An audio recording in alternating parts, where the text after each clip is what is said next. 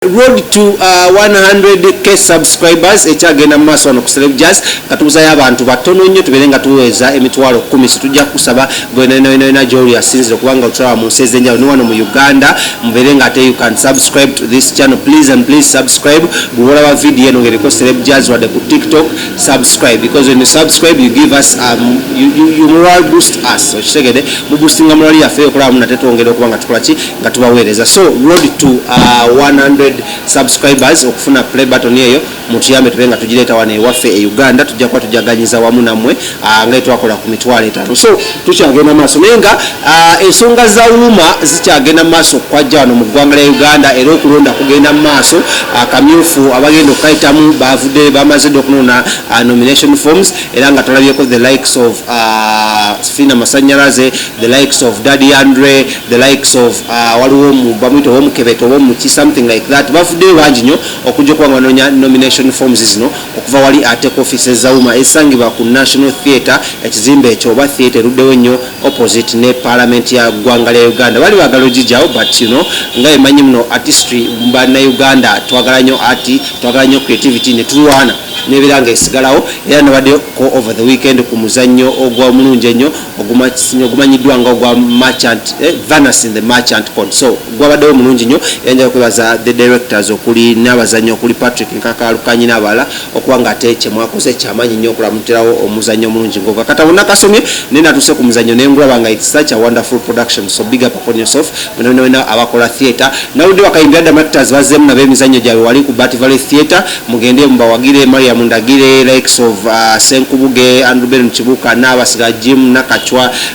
Jim Nakachwa n'abala bannyo mugende mubawagire theatre zazzeemu okukola muntegede nnyo era fanyumire emizannyo gya theatre tugenda ne tubeera nga ate tukola kitubiraba so back to the story eya Wuma ebadde esiise nnyo oluvannyuma lwa Cindy okuva n'agamba atakyagala kubeera engaging oba takyagala kubeera so much ng'ali engaged mu bukulembeze bw'abayimbi because of other ebintu byalina okukola oba other responsibilities zaina okuli okulabirira family mujukire akava mu mbaga okulabirira mujukire muno omuzanyi wa film ate balina film production company ne mwana omwami wamanyiddwa nga Prince Okuyu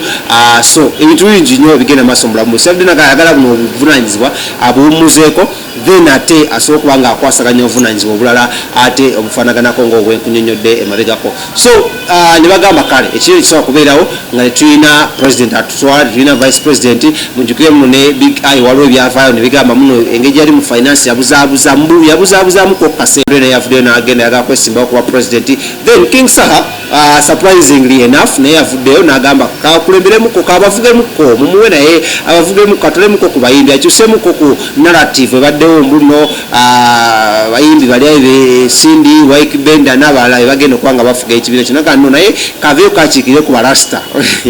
neŋŋamba ne Wike Benda ali mulasta so twegeddeko ko ne King Saha ne Daddy Andre ne Fina Masanyalaze nengenda kuba mbazanyako King Saha because of time mubeerenga muwulirako ku interview egitwali naye na biki ebiri mu manifesto ye byagenda okuba nga ayanjulira abayimbi banne ebyandibadde bimuleetera okuba nga alondewa okuba nga atwala ate abayimbi oba nga abakulembera ekisanja kino ekigenda okuddako eky'omwaka giba myaka 2 olwesi guba gumu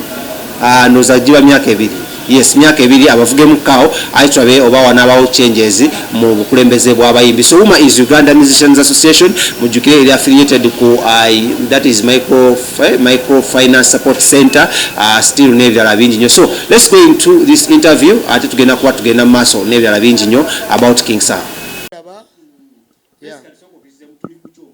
nzize kupicking mpapula z'obwa president nzize ku nomination forms zino nzize kunonya mikono 2 mu bayimbi bannange abanesize ate era nkomewo kuba nkuze gino emyaka egyange omuntu yenna nga oli mu kintu oba osobola okutekinga power kasita okkiriza okukolagana obulungi ne banno so bayimbi bannange mwonna mbasaba mumpe obwesigwa sigenda batiririra ate ngenda kukolagana nammwe bulungi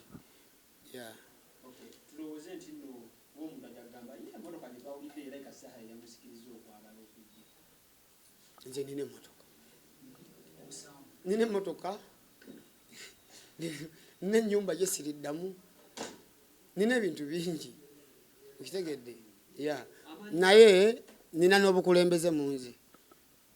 abantu kye babuusa amaaso abamu abafunye chance ne bakolagana nange bamanyi so nzize nange abantu mbayo ku kitono kye nnina mu bukulembeze ngalaba mu mmwe ngalaba mu bayimbi ngalaba mu media nzize ku nomination muli wana abiri nalidde dda ate yakyaliko tuli mu campaign tewali president kati naye kati munaku mbale nga tumaze okulonda ngeraku nda musuuti ya black nze kulayira mbakolera ekijjulo makeke bwa president mukwano owakajja nazze ku bwa president gye natandikidde eyo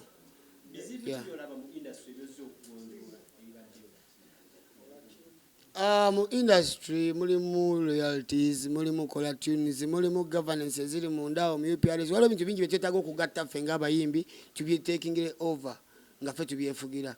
okitegedde ate ng'ebintu ebyo byonna we tutalisituka bajja tutwala bajja tufuga so twagadde twetwale ntwale bayimbi bannange ng'ate tukolaganira wamu nga tukolaganyiza birowoozo byaffe ffenna sigamba nti nze nkeera ku makya ne ŋŋamba kyandibadde kiti oba bwe kiti so nzize kwesimbawo kukolagana na bannange kulaba nga ebirowoozo byabwe tubiteeka mu nkola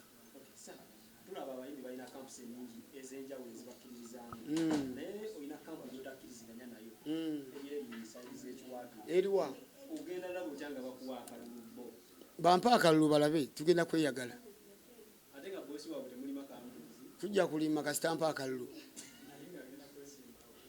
tagenda kwesimba kuba president ate nzize already president ngaze kuwakanyanze webale nnyo kati awo firimu kenyume si kwepikira muntu nze nzize kukolagana bayimbi bannange just yakuba nti nga womanya embeera buli mbeera eba n'ekigibaddeko emabega naye nze nsuubira nti kati tulina kulwanirira unity tukuba abantu omuziki ate nga tukolagana okyali n'omukisa okugenda enyumba enomalayo omwezi mulamba ngaokuba bivu oba wabweru w'eggwanga ogenda bikwasaganya otya n'ebyobufuzi nze navubako nalimako nakolako bakondakita nze dute gyeyita gyenkola ki gyeŋŋenda era wempeeba obuvunanyizibwa bwa umma mba nina okukwata ate obudde mbudividingeko n'obudde bwaki bwa office era abayimbi kye mulina okumanya mufunye omuyimbi alina obudde kubanga emmere yange nagirima nja kumalanga kulya akasala kange kyanca nzije ku office so bayimbi bannange njagala tukolagane ffenna wamu kyekisinza okundeeta ngendo ze bagendanga eggulu zabaluma nnyo ensonga lwaki naye mwagala mujje mu office mutandike okugendangayo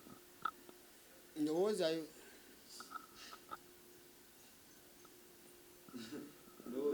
ndowoozayo sagala kuwolereza ndowoozayo yadde giwakanya yo ndowoozayo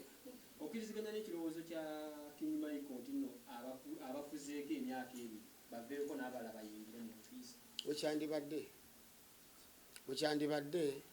olw'ensonga nti buli lwosaba ebbanga eddene mu kifo kikuleetera dimandi nnene ku byoba okozeewo baba kubanja bingi so nze nsuubira nti savingamu oba banno nkola demokrasiya mwagiwulirako gabamu ku ntebe kati nino liyekyangemu gabamu ku ntebe kati nino liyekyangemu gabamu ku ntebe kati nino liyekyangemu entebe ewooma gwe basuubiza myaka emeka abalonzi b'Bakata tigituulangamu simanyi buwoomi bwayo nzize kulembera bannange tunyumirwe ate nabbakwasizaako kyensobola bbakwasizaako nange siri malayika naye nsuubira nti nga tuli wamu bwe tuba abangi tusobola okuba n'amaanyi